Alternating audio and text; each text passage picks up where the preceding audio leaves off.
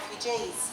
And we have in our school some people who have come from other places because the homeland of their parents became too dangerous or was impossible for them to stay there. So they've had to move to Australia. Sometimes though, sadly, in Australia, when people come by boat and ask if they could please stay and have a safe place and be able to go to school and get the hospital and medical attention they need and be able to work so that they can buy food and have a home just like everybody else. Sometimes in Australia, the Australian government is saying no, you can't actually stay here.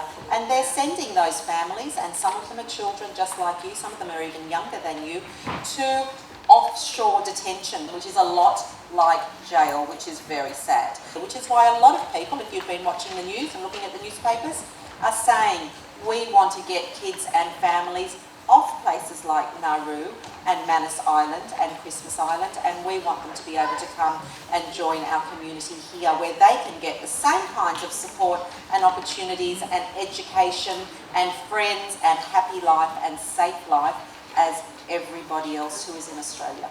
And that's really what we're talking about today. We're talking about being able to hopefully fight for a time when no matter where you've come from, no matter how you've arrived here, that we can make sure all children have the right to those basic human rights for children around the world. Why? Because it is simply not fair if they are locked up and have no freedom.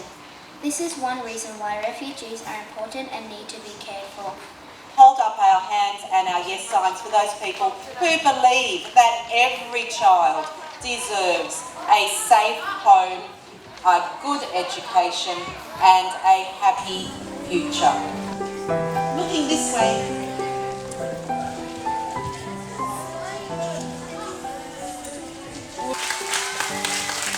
And let's continue that conversation.